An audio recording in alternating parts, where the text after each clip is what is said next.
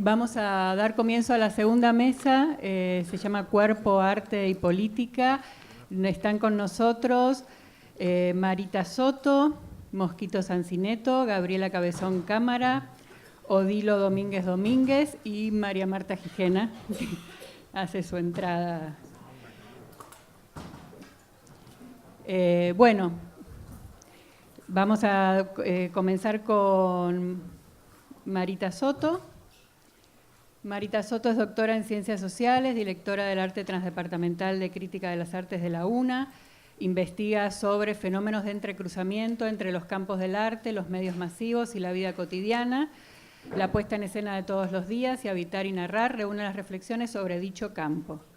Entre otras publicaciones, coordinó el Volver de las Imágenes, Mirar, Guardar, Perder, junto a Oscar Steinberg y Oscar Traversa, Telenovela y Telenovelas, Estética de la Vida Cotidiana.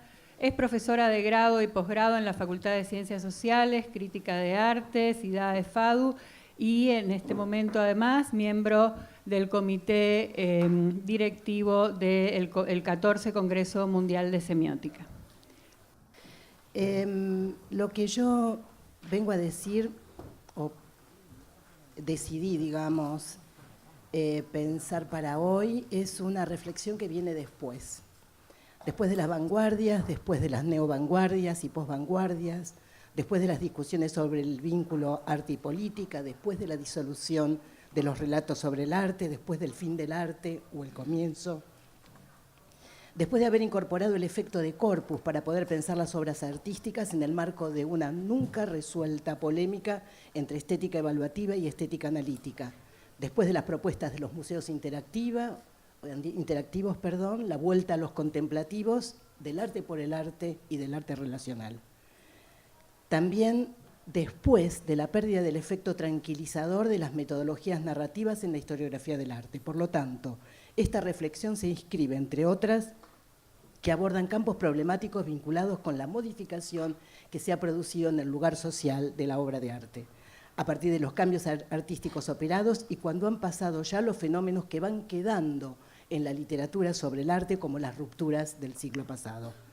Abandono de la narrativización, abandono de la mímesis aún en lo mimético, de la centralidad de la propuesta, de la transgresión en términos de los usos de materiales, de la apuesta del propio cuerpo, del pasaje de los símbolos a los índices artísticos, de los enfrentamientos con las instituciones, con la participación activa del espectador y en general con un combate librado entre sujeción y transgresión frente a cualquier tipo de institución, no solo las artísticas. En otras palabras, a las temporalidades del arte le han sucedido desde las instalaciones hasta los flash mobs, con sus convocatorias y su memoria en la red y en las redes. Los proyectos, antes grupales, pasaron por un momento de desarrollo individual mientras parecían caer las utopías de transformar el mundo a partir de los hechos artísticos. Hoy, en cambio, se ha venido recuperando esa impronta transformadora a través de colectivos que no necesariamente se presentan o se incluyen dentro del universo del arte o de lo artístico, especialmente aquellos proyectos que batallan desde el cruce de disciplinas o áreas de acción o áreas de conocimiento. Digo cruce y no tematización, desde cruces con la ciencia o con el campo de la salud, con las luchas de género, con los problemas ambientales. Como bien reza el lema del Instituto Hemisférico de Performance y Política, trabajando en las intersecciones de la erudición, la práctica artística y la vida política en las Américas. Nos encontramos entonces con acciones artísticas sucediendo dentro de nuevos marcos de la esfera política y de la acción. Por ejemplo, una protesta salarial puede incluir también reivindicaciones de género o recuperaciones de algún fragmento de la cultura de los pueblos originarios, protestas dentro de protestas, marchas dentro de marchas. Entonces podemos decir que la protesta se ha transformado en un espacio múltiple, plural, diverso, a partir de la yuxtaposición, inclusión o desplazamiento hacia otras luchas. Y si nosotros buscamos antecedentes, por lo menos acá en nuestra cultura, podemos pensar lo que fue la recuperación de la calle durante los 80 en Buenos Aires. Doy otro ejemplo artístico. Ahora mismo, digamos, se está haciendo un trabajo del artista Bel Borba, brasileño, que en conjunto con otros a lo largo de todo el planeta plantea instalaciones a partir del uso de materiales reciclables para poner o para hackear mejor la idea de territorio o de nación como lugar cerrado, como bloque. Otro ejemplo, esto también está sucediendo entre noviembre y mayo de 2013, desde la teoría, un seminario semiótico en París se preocupa y se constituye como tema la constitución de los colectivos, la colectividad grupal y el proyecto que participa y de qué manera eso es reconocido institucionalmente. Uno puede decir, bueno, es una retórica de la polémica en la que no se juega ni la asertividad ni la confianza, parecen no creerse en ellas, sino con los matices adverbiales o con las pequeñas partículas, con la apertura y asunción de la diversidad de los plurales, transformando la convocatoria en un metadiscurso del arte y del propio discurso. Ambivalencias del lenguaje, metaforizando las ambivalencias de la posición frente al arte. Esta retórica de la polémica da cuenta de un giro en el desarrollo del arte y de los discursos, que abre a campos inesperados.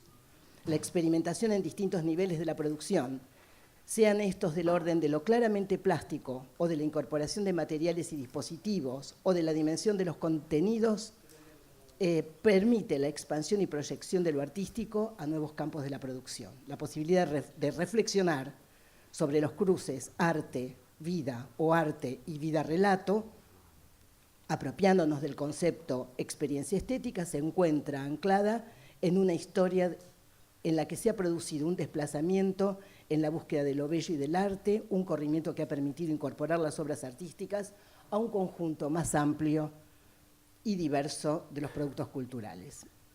Una pequeña cosa para terminar, que es dentro de las manifestaciones artísticas contemporáneas haciendo centro en la performance, podemos decir que si aceptamos que dentro de los fenómenos contemporáneos la performance trata siempre de la relación entre espacio y audiencia, me preguntaba en otro espacio de reflexión si era una relación entre espacio y testimonio o entre espacio y testigo, y hoy no dudaría que efectivamente la necesidad es la necesidad de construir no una audiencia, sino un testigo para poder aprovechar toda la capacidad de distancia.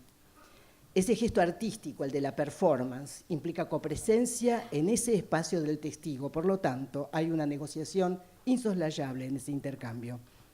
Esa copresencia se mueve hacia la suspensión, hacia una ruptura de la secuencia, hoy casi diría desembarazarse de cualquier fascinación narrativa para volver la mirada, para que caiga una convención, para que se desestabilice algún código, para evitar una repetición automática, para captar un prejuicio violento. Estas formas de un arte efímero implican una hora intenso, una hora saturado.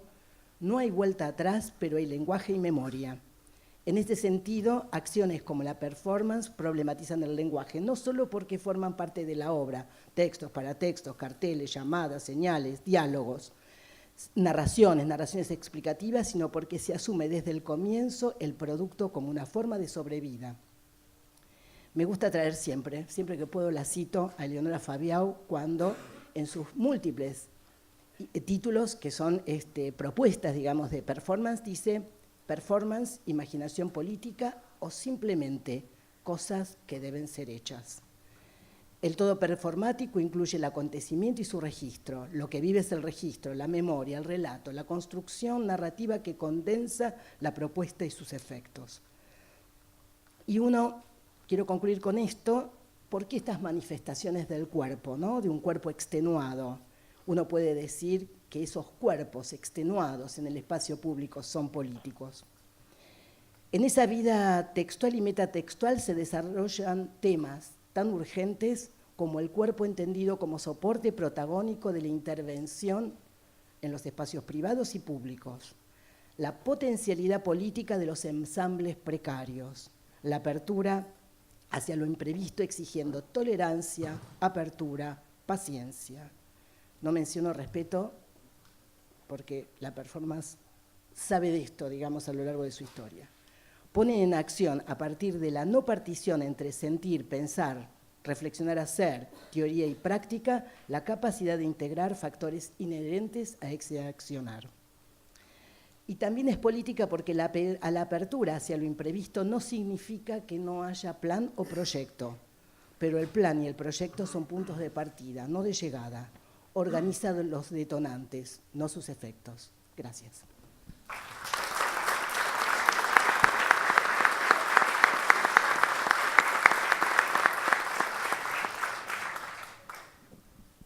Continuamos entonces. La idea es que cada uno exponga brevemente para después poder abrir el debate en el contexto de este encuentro de Claxon, en el que estuvimos muchos ayer y el lunes, y donde se planteaba, me parece importante, en función de lo que se está señalando en la mesa como eje articulador, la relación entre cuerpo y política, en la medida en que tanto en el arte como en la política de lo que se trata es de poner el cuerpo, ocupar los espacios y elaborar esas transferencias y diversas formas de poder articularlas en sus diferentes aspectos y formas también del cuerpo, ¿no? Creo que lo que la diversidad de los panelistas también nos permite pensar eso, es decir, las diferentes manifestaciones en las que el cuerpo asume ese rol político y la relación entre arte y política.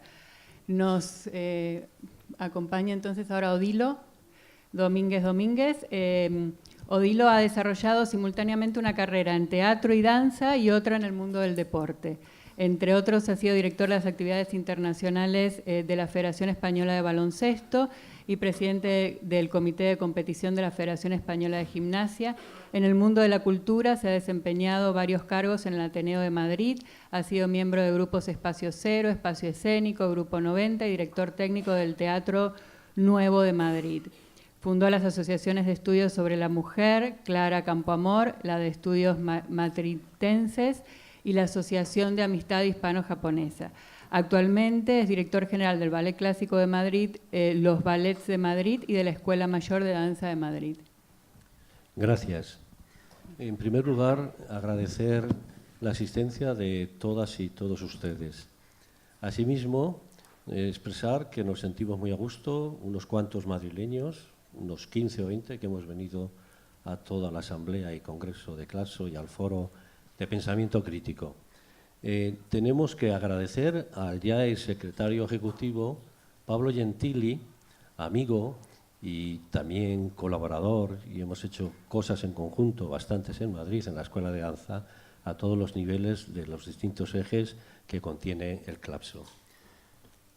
Por mor de la sincronicidad, que a veces por encima de los espacios de tiempo y también de la memoria olvidada, se da una circunstancia que a mí hoy día me sirve un tanto para sobreponerme, digamos, al retoricismo que a veces no estamos obligados a exponer, ¿no? Hoy, en el mismo día de hoy, se cumplen 85 años que en España el trabajo y el esfuerzo de unas cuantas mujeres logró en la Segunda República en el año 1934 incorporar por primera vez el derecho a voto de las mujeres. Esas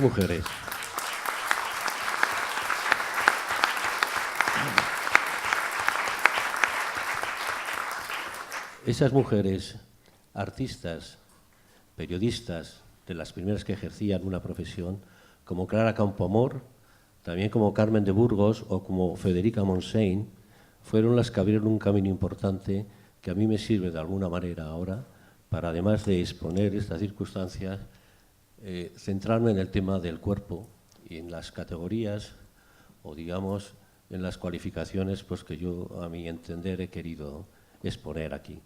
Ha habido mucha superposición y intercruzamiento en el panel anterior, y lo habrá en este seguramente, sobre cosas coincidentes que todos exponemos y que repetirlas obviamente pues sería un tanto cansino. Pero sí yo quiero exponer la cualificación que yo establezco con el cuerpo individual, el cuerpo colectivo, el cuerpo en movimiento y una incorporación nueva que yo precisamente escuché estos días pasados de la que fue ministra de Cultura con Lula, ella, Nilma Lino Gómez, que habló de los cuerpos extraños. Y efectivamente esos cuerpos extraños o cuerpos invisibilizados que, ya he dicho, en España hace 85 años consiguieron algo, todavía hoy necesita reforzarse, trabajar y profundizar en relación con el arte y sobre todo también con la política. El cuerpo individual tiene una potencialidad en función del lenguaje fundamentalmente oral o hablado, escrito, gráfico, visual, el lenguaje en movimiento. Pero hoy día, también se ha dicho aquí, por alguno de los ponentes anteriores, corremos un riesgo con nuevas herramientas que están de alguna manera orillando o aparcando la importancia del lenguaje oral, el lenguaje hablado. Podemos reflexionar cómo en la política, que es el lenguaje que más se usa, ha tenido su acierto en las últimas elecciones de Brasil. El lenguaje oral, cuando se acompaña de carisma, cuando al mismo tiempo se intenta orillar al otro, usar el odio frente a él, abre el paso para que estos movimientos neopentecostales estén ahora gobernando en Brasil. Debemos de defender la cualidad del lenguaje oral que se está perdiendo y sobre todo por la influencia también establecida anteriormente de las redes sociales. De esta manera, teníamos que decir que la siguiente categoría, o digamos cualificación del lenguaje, más bien del cuerpo movimiento, pues es la suma de estos lenguajes individuales que se agrupan para defender, para cuestionar, reivindicar, poner en evidencia graves necesidades sociales que tenemos, ¿no? El lenguaje de la oratoria es algo que lo vamos minusvalorando. Hay que, de alguna manera, desprocesar la falta de pensamiento crítico, también la falta de capacidad para incorporar nuevos métodos, y a la postre lo que nos hace es que el pensamiento crítico esté en retirada. El cuerpo social, además de ser propiamente un lenguaje que tiene que ver con la acción o el movimiento, es lo que el cuerpo extraño o insignificado o invisibilizado impide que la participación de todos los ciudadanos pueda tener un efecto, digamos, en el cambio de la sociedad. Ya no me quiero alargar mucho, pero digamos que el arte actualmente parece que ha perdido capacidad de formación y desarrollo del conocimiento crítico, también de la socialización, de los saberes y de la reflexión comunitaria. Y las acciones de protesta, de disidencia, también se han dicho en el anterior eje, en el anterior panel, y las disrupciones brillan por su ausencia. Se ha hecho alusión a Goya, se ha hecho alusión a Picasso. Goya, no solo los fusilamientos del 2 de mayo, también los desastres de la guerra, que son fundamentales, ¿no? Picasso y su Guernica. Por alguno de los asistentes intervinientes desde el otro lado de la mesa, se ha hablado también del grafismo, se ha hablado de la falta de, digamos, de pensamiento organizativo o acciones colectivas que de alguna manera sobrepongan lo meramente individual. La poesía, ahora se cumple el 50 de la muerte de León Felipe, también ha sido un camino y una vía muy importante para incidir desde el arte en lo político. El lenguaje de movimiento, a través fundamentalmente, digamos, de la coreografía, a través también de puestas en escenas y de la expresividad, digamos que también está un poco minusvalorado. Tenemos que tener en cuenta que el primer lenguaje que tuvo el ser humano fue precisamente el lenguaje del movimiento, anterior al lenguaje de la palabra y del lenguaje escrito. Ahora el arte precisa hoy en día de un desprocesamiento acrítico, huérfano de utopías. En gran parte estas utopías inventadas y reinventadas y ahuecadas en pro del beneficio de ideologías como el neoliberalismo. No es que la hipermodernidad no sepa hacia dónde va el mundo, sino que no sabe hacia dónde quiere ir ella misma. Los individuos de la hipermodernidad, esos hiperconectados, pero a la postre acaban de ser muy solitarios. La soledad también corporal, artística y política. Muchos sí se saben abandonados por el entorno que parece el surgimiento de fenómenos de la derecha y facilitan el surgimiento de la derecha radical. Yo podría decir, en un plano un poco provocativo, que mucho móvil y mucha insuficiencia o inmovilidad intelectual, de la misma manera que también mucho ordenador y mucho desorden interno. El arte es político en cuanto genera controversia pública y cuando todos los actores sociales y políticos toman buena nota de ello.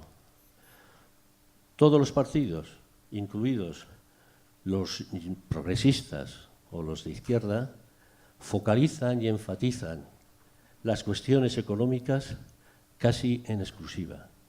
Las artísticas, educativas y culturales apenas las contemplan.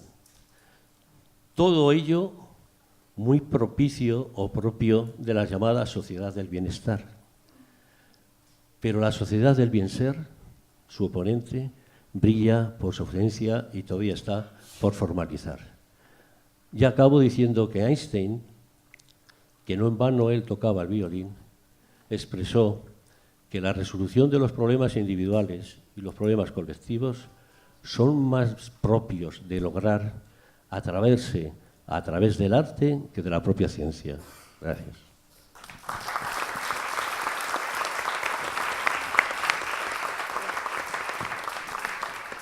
Bueno, Gaby. Entonces le damos la palabra a Gabriela Cabezón Cámara, es escritora y periodista, trabajó como editora de cultura del diario Clarín y actualmente se desempeña como titular de la Cátedra de Taller de Escritura de la Universidad Nacional de las Artes, imparte talleres en diversas instituciones, colabora con el diario Página 12. Entre sus novelas se destaca la trilogía de la Virgen Cabeza, Le viste la cara a Dios y Romance de la Negra Rubia, Las aventuras de la China Iron, es su última novela. Bueno, hola, buen día. Les voy a leer un textito breve.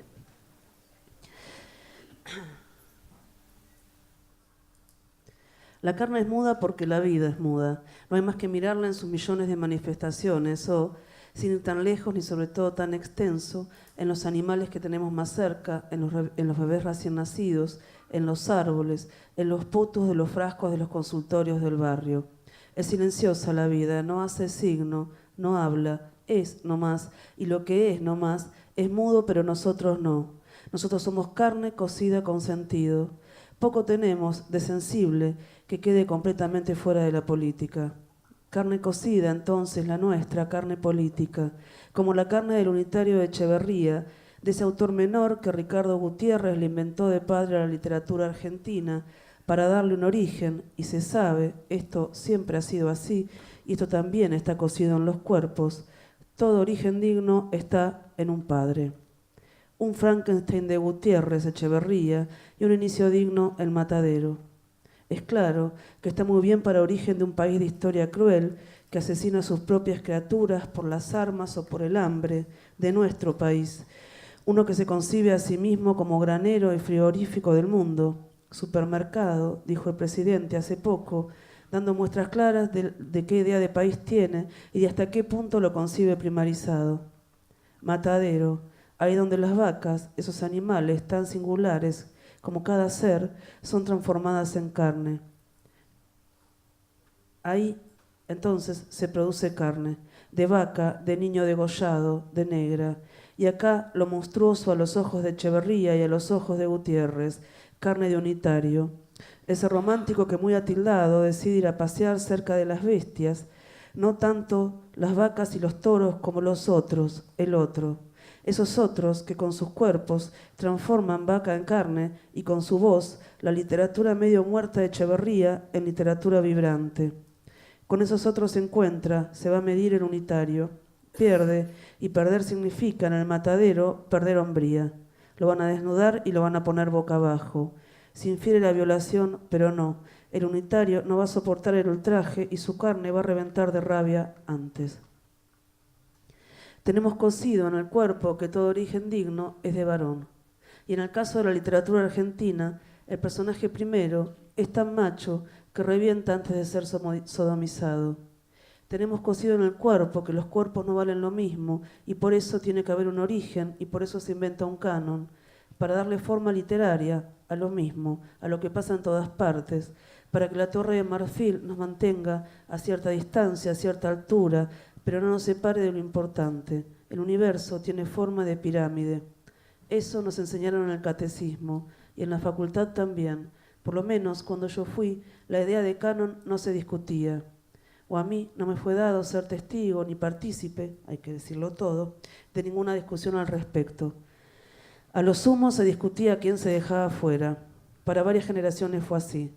Les voy a dar un ejemplo. En un programa de tele que conduce un escritor de prestigio fueron invitados otros dos, también prestigiosos. En un momento, Fernanda García Lao dice: hay unicidad de lecturas. Se ha acordado que la literatura argentina empieza con una violación, y todos decimos que sí. Interviene Goebbels, la construcción de un canon que es un hecho cultural y político que puede ser de golpe derogado por otra lectura fuerte.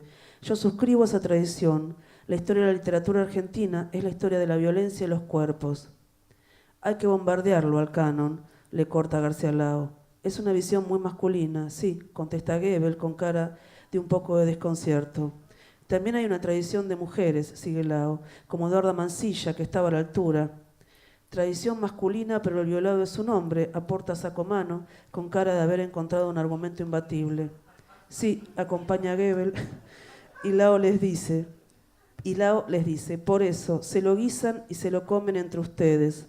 Son los activos y los pasivos. Quiero decir que también se pueden pensar otras tradiciones. Sí, pero el Matadero se considera el texto fundante. Goebbels repite como quien encuentra una verdad autoevidente. Sí, pero Pablo, la vida de las Pampas o la literatura extravagantísima de Juana Manuela Gorriti ni siquiera se contemplan. Me parece que a cualquier tradición hay que serrucharla. Para eso uno escribe. Si pensamos en términos de parricidio, ¿a quién se lo dejamos ahora? A las mujeres. Nos toca hacer rol ahora. El matricidio, acota Sacomano. No, porque vamos a matar al padre. Al que hay que matar es al poder. La madre ni siquiera está en un lugar del que se la pueda bajar. García Lao la rompió, claro. Pero podríamos dejar de pensar en términos de parricidio. Tiene que ver con la constitución del psiquismo masculino, según Freud, además de con la constitución de la cultura, que vienen a ser más o menos lo mismo. ¿Dónde nos deja a las mujeres y a todas las feminidades? En objetos de intercambio, en nada que se parezca a una paridad. Eso también lo tenemos tejido en el cuerpo. Como la idea del otro. ¿De qué hablamos cuando hablamos de otro? ¿Por qué le regalamos la universalidad a lo rico y lo blanco y lo heterosexual hegemónico? Otro, careta, serás vos. Yo soy una. Nosotros somos uno. Tan universales en nuestra diversidad como vos en tu monolítica cabecita con vocación de punta de pirámide. Como escritores y docentes, no solo tenemos que revisar la tradición y dar de nuevo. Tenemos que pensar y actuar en red. Una red que no posiciona algunos cuerpos por sobre otros, una red en la que estén habilitadas tantas tradiciones como lecturas y escrituras. Una red que sí enfrente al poder, que le dispute los cuerpos, que arme campos donde los cuerpos puedan libremente lo que nadie sabe que pueden, tanto dentro como fuera del campo. El poder quiere la lengua muerta, la quiere solo instrumento de su propio incremento y conservación, la quiere casi muda, quiere una lengua que diga solo, acá mandamos nosotros y es mejor así, haceme caso. El poder quiere acabar, claro, con la polifonía, pero también con la polisemia. Todo poder quiere eso, quiere extraerle el placer, lo infinito. Sí, la semiosis infinita, la interpretación infinita, el placer al fin, lo lúdico y lo creativo y lo liberador a la lengua. Y la música, señoras y señores, porque la lengua suena y se siente en el cuerpo. Pasan por el cuerpo la escritura y la lectura creativas, lo atraviesan y son atravesadas por esa carne cocida de sentidos que somos.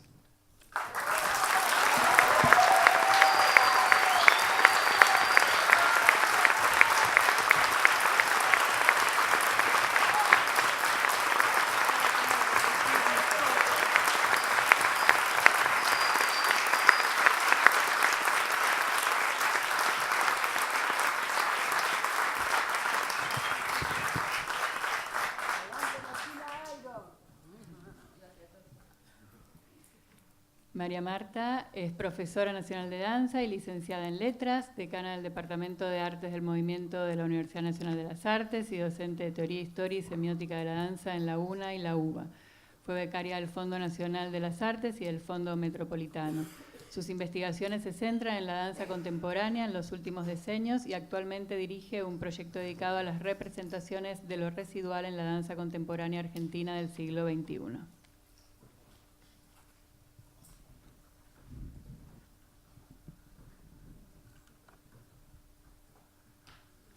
Hola.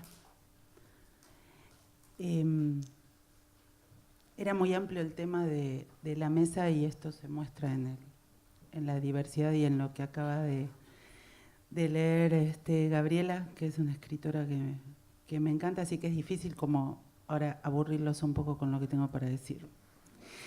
Pero bueno, tengan un minuto de paciencia que ya viene Mosquito. Soy un intervalo. Ahí vamos. Entre todo lo que se podía elegir,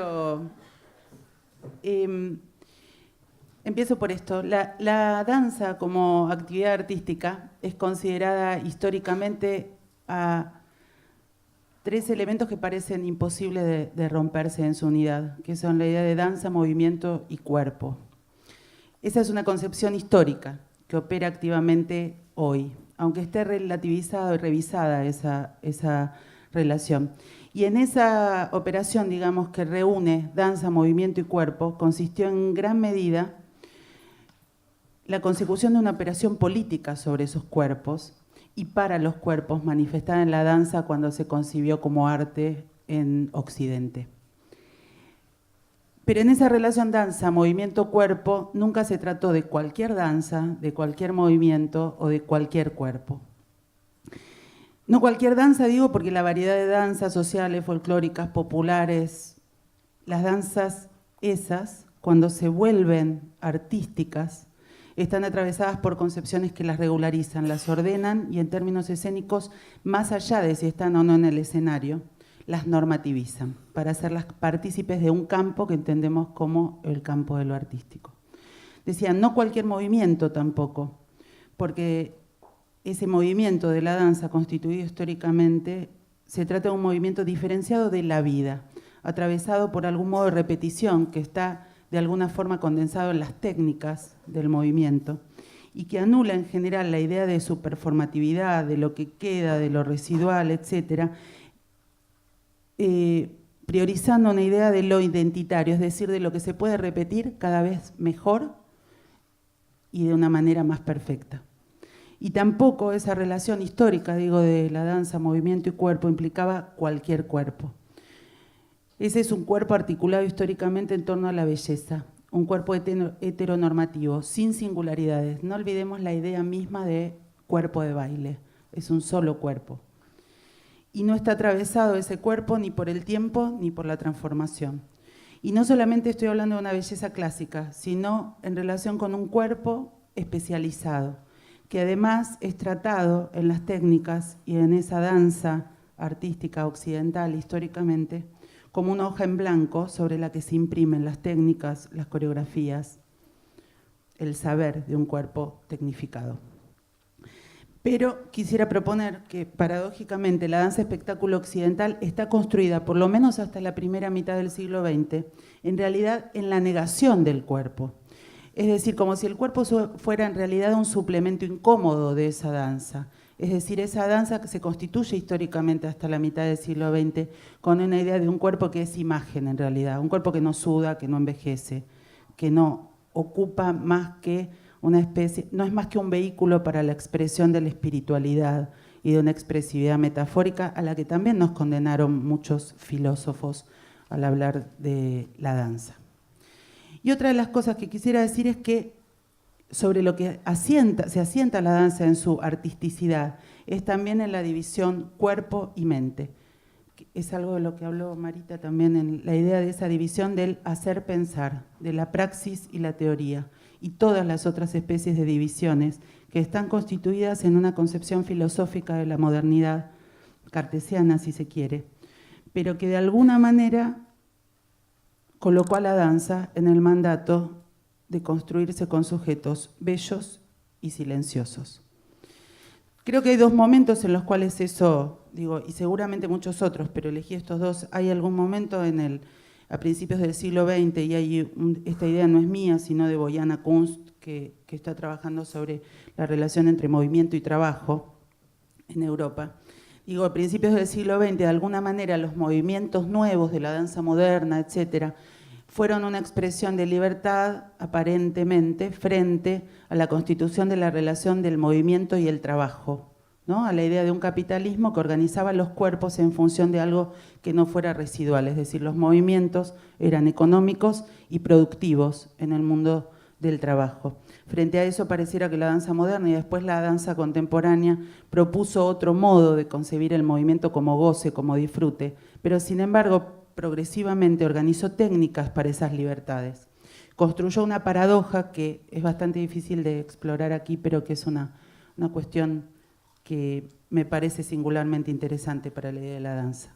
Y también cuando a partir de la segunda mitad del siglo XX aparecieron categorías como movimiento ordinario, cuerpo a escala humana y, por supuesto, la mixtura con la performance, la inclusión de la palabra, la idea de los espacios no convencionales, lo que sucede en ese momento es una revisión de lo que en la danza, en términos escénicos, podría o estuve llamando esa dimensión construida históricamente como artística. Pero lo que quiero proponer en todo caso, porque me parece que es pertinente hablar de danza en ese sentido, en este contexto, es que creo que la danza, como en esa dimensión artística, con todas sus complejidades, condensa y en algún modo escenifica, si me permiten brutalmente, cuestiones que son las del cuerpo en general. Digo, la danza, en términos históricos, ha constituido un modo de concebir la homogeneidad del cuerpo, de un cuerpo aceptable, la idea de la regularidad y la armonía, opuesta a la inclusión de la diferencia, y también opuesta a la inclusión de lo que se nos vuelve ajeno, de lo incontrolable, de lo otro. Y en esa idea de danza artística occidental también lo que hay es una repetición de las construcciones identitarias de género, de raza, es decir, de colonialidades que están encarnadas en la concepción que tenemos de esa idea de danza como arte. Y además aparece ahí, fundamentalmente, y en esa distinción que decía del hacer, pensar, una supremacía del pensamiento racional, argumental, logocéntrico, sobre otras formas de conocimiento, es decir, hablar de la danza como una dimensión metafórica, algo que es expresivo sin mediación, es también condenarla a una especie de primitivismo en el cual no puede dialogar con una idea de una relación cuerpo-mente que precisamente es una relación, digo, en términos de división, que es una relación que hay que tratar de vulnerar. ¿A qué me refiero con esto? A que pensaba ayer que el eje de este encuentro es el del pensamiento crítico. Y pensaba que en esa dimensión, que estoy segura que no está, y el compañero de mesa mencionaba a la exministra de Brasil, habría que pensar, ¿qué haríamos si seguimos pensando en términos de un pensamiento crítico, si ese concepto de pensamiento crítico se implica nuevamente en una dualidad en donde por un lado está el pensamiento y por el otro lado está el cuerpo? Hablábamos de una pregunta acerca de plantearse que para terminar o vulnerar con el colonialismo y con el racismo había que concebir la idea de un cambio en las mentes. Entonces me pregunto si en ese, y estoy segura que en eso está, porque por eso está esta mesa y otras, la idea del pensamiento crítico deberíamos pensarla en términos de un cuerpo crítico, para no persistir en esa dualidad. Habría que pensar en términos de corporalidades críticas y no en la persistencia de esa distinción modernista entre mente y cuerpo. Yo creo que dirijo un departamento que se llama de artes del movimiento y ya no se llama de danza, o alguna visión que ni siquiera sé si nos preguntamos mucho en el momento en el que definimos ese nombre. Creo que tuvo que ver con una dimensión histórica en donde había otras carreras que no se llamaban de danza. Y sin embargo, esa idea de que no sea un departamento de danza, una facultad de danza como existe en la mayoría de los lugares, y que sea un departamento de artes del movimiento, creo que es una propuesta que fue de avance sin saberlo. Pero creo que, tenemos en ese sentido muchas deudas todavía. Sigue siendo un problema preguntarnos acerca de otros cuerpos. Intentamos producir una reflexión en la praxis y creo que en ese sentido la universidad se ha propuesto eso. El Departamento de Artes del Movimiento dentro de la universidad también trata de preguntarse cómo es trabajar con sujetos que son cuerpos y al mismo tiempo asumir que estamos en ese sentido también sujetos en esos cuerpos. Asumir otros cuerpos, otras corporalidades, tal vez en programas muy concretos, como alguno con las fábricas recuperadas que funciona desde el 2001 y que todavía se sostiene, o el programa de danza integradora. Pero también es un desafío más sutil que tenemos, el preguntarnos cómo no ignorar la tecnificación de los cuerpos y al mismo tiempo no quedar prisioneros de esa perspectiva. Se trata ya no de intentar volver a un origen o a una tabula rasa imposible, anterior al universalismo, de la raza blanca, de las técnicas, de los cuerpos, para encontrar un origen que hoy no sabemos dónde está y además no creo en los orígenes. Pero en todo caso, preguntarnos en el marco de la universidad cómo construimos un cuerpo crítico, no autocomplaciente en su tecnificación, en su universalismo, en su belleza silenciosa, sino cómo nos preguntamos acerca de un cuerpo, que es preguntarse acerca de un pensamiento, que se sabe atravesado por la historia y que en ese sentido saben que en cada mínimo movimiento, por lo menos tiene conciencia de que es un comentario político. Gracias.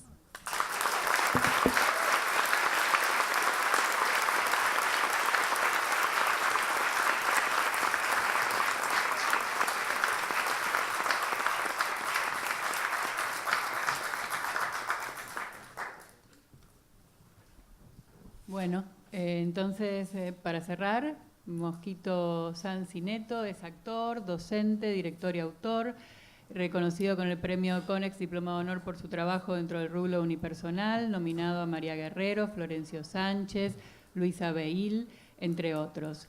Creó la compañía de teatro Improvisación Argentina, dirigiendo y participando en espectáculos como Argentina Improvisada, Impro con Identidad, Resistencia Improvisada, Improvisación Mosquito. Dictó talleres intensivos en casi todo el país, dando nacimiento a nuevas compañías de impro. Exponente activo del underground y escenarios alternativos, también desarrolla su carrera en cine, radio y televisión. Su estética escénica también busca coincidir con su propia identidad de género y militancia personal.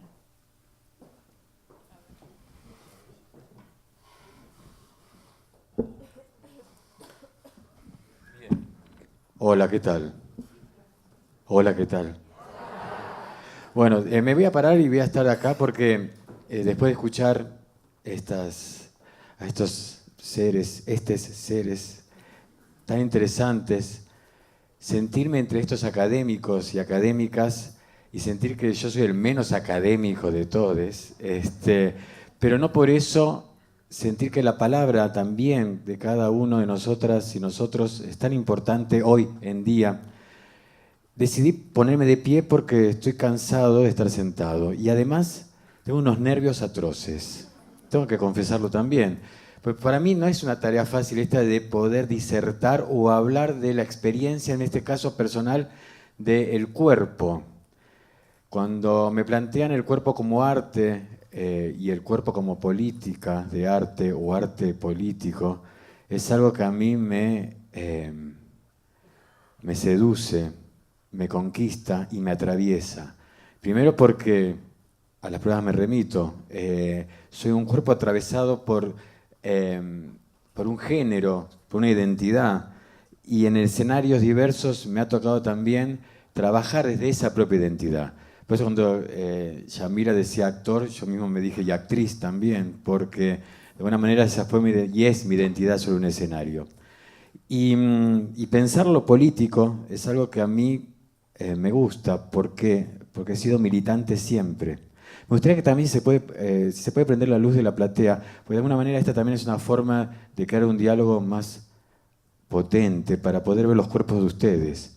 Cuerpos que en este momento deben estar un poco cansados, un poco dormidos, un poco que se les cierra un ojo, se le abre el otro, un poco que tienen que poner la fuerza para seguir investigando y seguir escuchándonos, porque es importante ahora la escucha que tenemos que establecer entre todos nosotros o entre todes nosotros. El inclusive es algo que también tengo que aprender. Lo aprendí este año en una de las tantas salidas a festivales de la diversidad, donde también esos otros cuerpos me enseñan a reactivarme y a reaprender este presente, esta modernidad que nos atraviesa también a todos. Nosotros también tenemos, todo lo que voy a hablar me va a salir así, espontáneo, no tengo nada escrito, lo tengo escrito en mi cuerpo. Opa,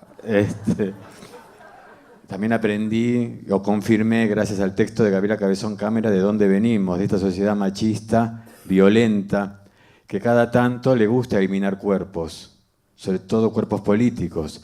Y en ese trance estamos, desafortunadamente, hemos caído en una trampa muy profunda, en donde la política tiene mucho que ver. Porque ahora nuestros cuerpos, muchos de nuestros cuerpos, los que hemos trabajado, los que hemos militado, los que hemos establecido contactos entre varias y varios y varias compañeras travestis, compañeros artistas, compañeros comprometidos, compañeros que quizás no sean artistas, pero que también tienen el compromiso en lo social. Nosotros nos vemos y vemos, somos gente de una estética y de una parte de la sociedad, pero también tenemos que pensar en esa otra parte que está más sumergida, que está más esclavizada. Esclavos somos todos, por este neoliberalismo que nos impone marcas y registros muy peligrosos, que primero es rechazar al otro, primero es no contemplar al otro, no escucharlo al otro, sumergirnos en egoísmos propios, en individualismos que van paralelo al interés económico, y eso hace que nos convirtamos en una sociedad peligrosa, porque creamos estos seres poco atractivos que nos gobiernan. Y mi temor, que no es miedo, es un temor que está tomando silencio. Ese celular, apágalo.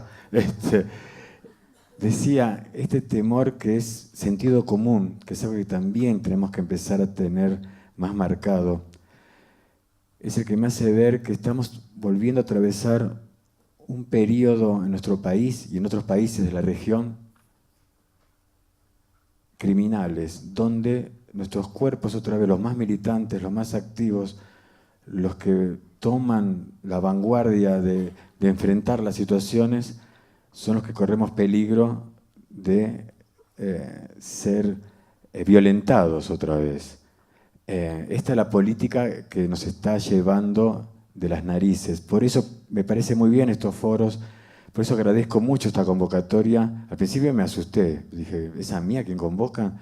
Después dije, quizás no sea a mí a quien convocan, sino sea a esto que represento. Y con esto quiero activar en cada uno de nosotros el hecho de de realmente militar, cada uno en su espacio. Es lo que tenemos que hacer. Para mí la política es eso, es militancia plena, militancia diaria, militancia hora tras hora, para volver a obtener los derechos que estos gobiernos en la región nos están quitando. No sé si saben que en Chile hace poco, hace una semana, asesinaron también a un mapuche. ¿Sabían? Exactamente, Camilo. Lo asesinaron desde un helicóptero, lo ametrallaron.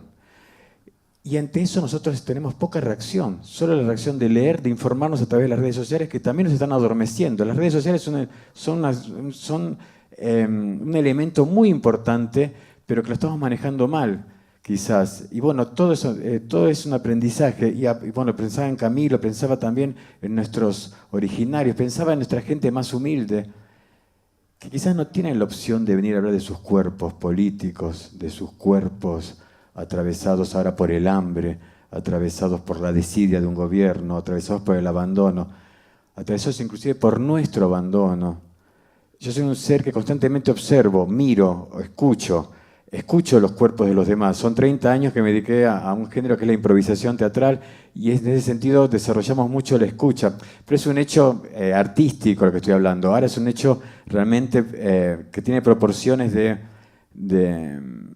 sociales, de ser seres cultivados, seres que tenemos ahora la proeza de poder seguir yendo al teatro, pero que tenemos que seguir defendiendo nuestros derechos.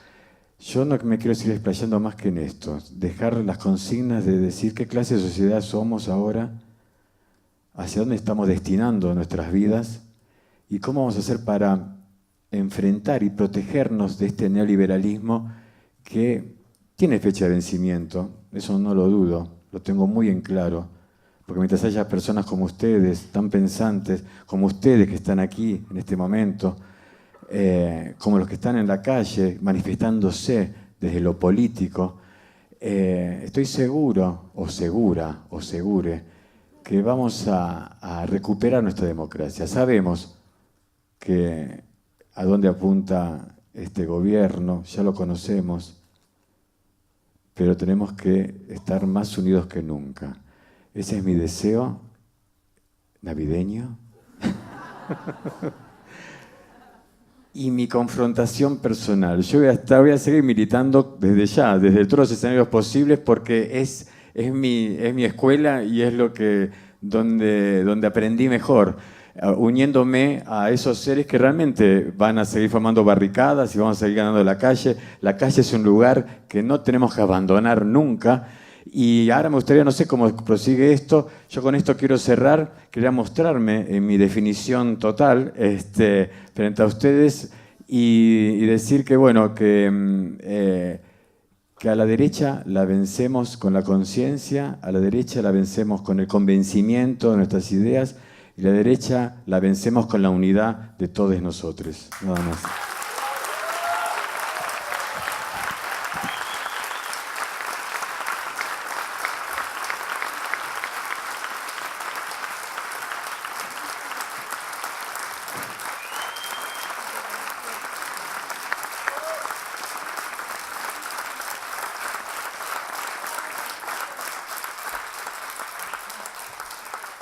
Bueno, muchas gracias al panel de lujo, diverso. Nos quedan unos minutos, si alguien quiere, no nos quedan unos minutos, pero les robamos unos minutos al tiempo, por si alguien quiere intervenir, quiere plantear algo, quiere opinar.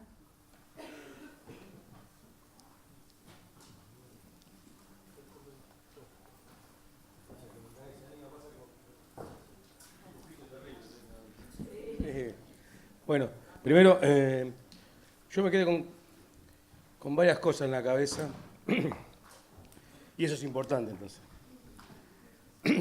Creo que, primero, me parece que como lo que quedó de ayer y hoy más temprano, el tema de descolonizarnos culturalmente, ¿cierto? Digo, yo el arte es donde me guarda y me cuida el cuerpo para seguir luchando. Entonces digo, ¿cómo lo hacemos para que mis pares empiecen a elegir mejor o a cambiar como sociedad.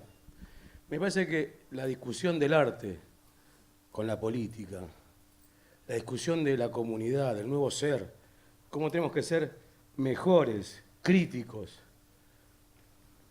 Yo trato de buscar todas las herramientas, no soy un académico. La educación popular, creo que la cultura tiene olor, sabor, que tiene sonidos, pero que uno está dentro de esa cultura. Uno lleva su mochila, su música, su habla, sus sabores. Me parece que eso es lo que veo que América se está reconociendo y empezando a buscar. Que la academia es muy europea, me parece. Yo creo que los artistas, uno leyendo un poquito, que los artistas o escultores o grandes pintores en la Europa eran garpados por la aristocracia. Y hoy el arte es mucho más callejero, más popular. Para mí, yo quiero romper eso del saber y el pueblo. No quiero más esta forma. No quiero más un grupo de gente que sepa y otro grupo que no sepa. Yo creo que es lo circular, lo que nos iguala y a la vez nos reconoce como necesitaste vos pararte y mostrar, como que nos reconoce las caras, los colores. Y creo que eso es la nueva búsqueda callejera, artística, humana, comunidad, política.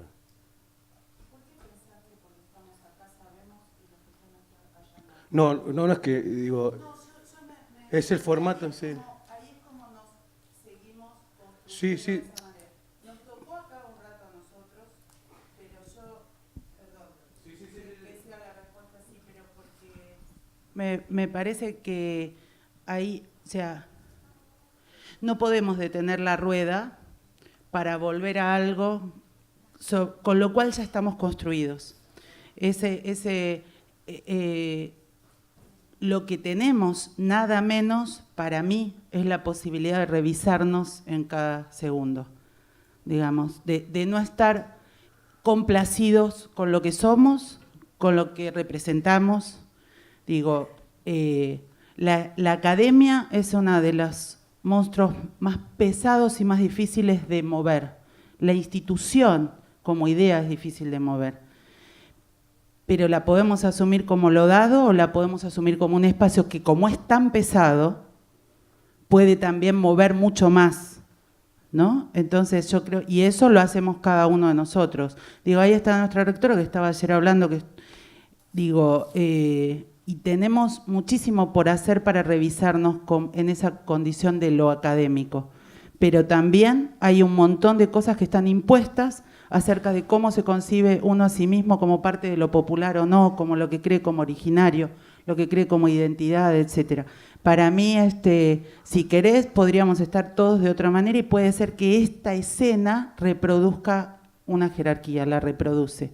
Pero en lo que a mí respecta, por lo menos, esta jerarquía es eso, es una escena, roles que cumplimos un rato y que cumplimos todo el tiempo, en la calle o acá.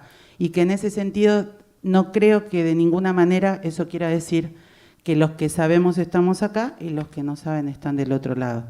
Eso quería decírtelo.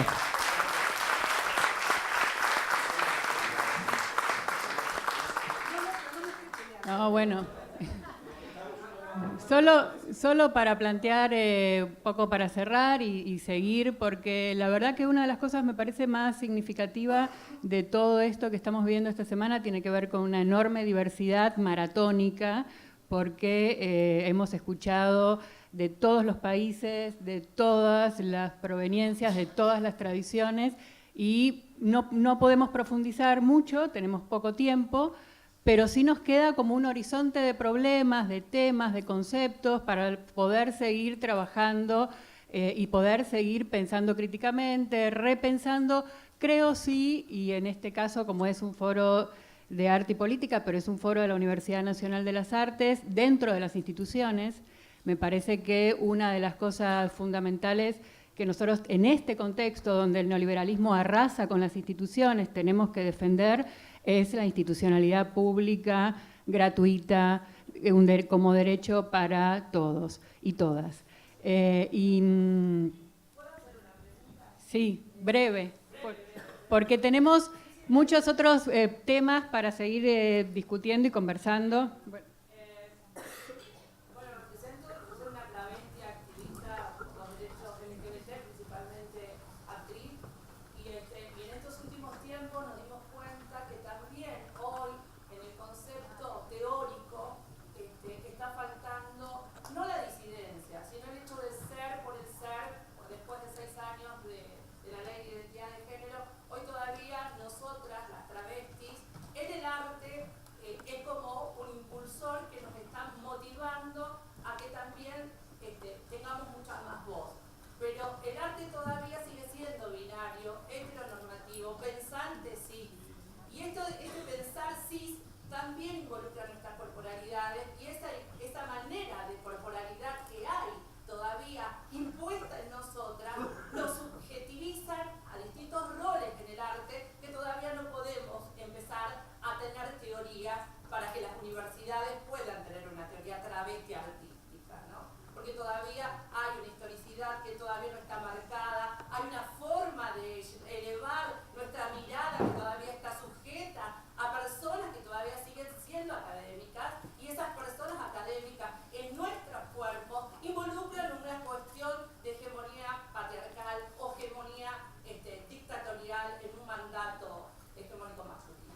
Por eso me parece muy importante estas charlas, principalmente también empezar a ver que nosotras con este tema también, con el foro y arte política, el arte es política, el arte es parte de nosotras, y nosotras también estamos viendo cómo la ideología de género nos está involucrando, y que si el activismo artístico no pone eje también en eso, nuestros cuerpos van a ser vueltos a la cárcel. Por eso me parece sumamente importante que podamos visibilizar también la corporalidad, la manera de ver las historias que tenemos las travestis, y poderlos plasmar en arte, que eso también va a ser el cambio social que nosotros estamos buscando, ¿no?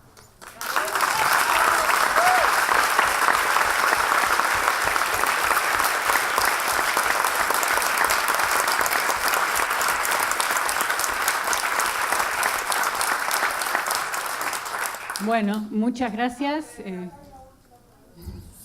Completo lo que decía ella, me parece que el tema pasa también por cuánto de los estereotipos reproducimos dentro del arte, porque somos nosotros los que tenemos que salir de ese binarismo cuando nos presentamos y cuando hacemos nuestras intervenciones también. O sea, la colonización, el patriarcado y demás lo podemos romper solamente nosotros sobre nuestros cuerpos.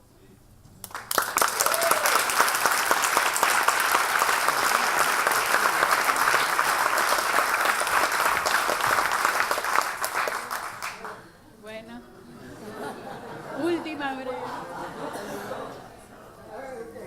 A base de parte de la discusión, yo creo que como tú bien decías, ¿verdad? Que hay unos elementos de la academia que hay que combatir, obviamente, pero hay otras cosas que se han ido desarrollando de una manera muy positiva. Entonces yo creo que lo importante es el rompimiento de la jerarquía, o sea, que haya la posibilidad de un diálogo de saberes, ¿verdad? O sea, que se reconozcan que hay unos saberes del mundo artístico que quizás el académico pues tiene que aprender de él, pero por otro lado el artista también puede aprender del académico, o sea, tampoco nos pongamos en una posición de que, ¿verdad? De que no, digamos, la academia tiene una terrible tradición muy nefasta, pero también dentro de esa historia pues tiene, y sobre todo desde Córdoba, por lo menos acá en Argentina y en América Latina, toda una tradición también que es muy, digamos, muy positiva, pero sí,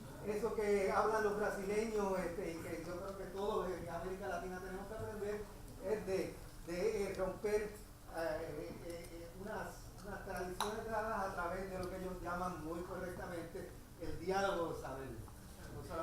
Yo quiero agregar al que lo dice el señor, que los artistas podemos aprender los académicos de los artistas, a veces somos la misma persona, pero además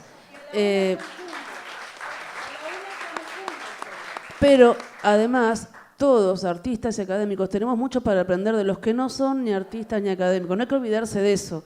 La otra vez, y eso a veces es un problema en algunas áreas de la academia, que se traducen teóricos europeos. Entonces, estaba una europea, Federici, estaban hablando de Foucault, no sé bien qué onda, y le estaban explicando en la Villa 11-14, algo así, le estaban explicando esto de la biopolítica, ¿no? Entonces, bueno, es cuando el Estado pasa a hacer vivir y dejar morir. Y una piba que estaba ahí limándose las uñas, medio embolada, levanta la vista así y le dice, no, no, no, no, acá lo que hace el Estado es hacer morir y dejar morir. Entonces, como que, ¿viste? Foucault, ¿qué se le iba a ocurrir? No puede con eso, ¿entendés? Entonces tenemos que producir nosotros y fuerte, todos.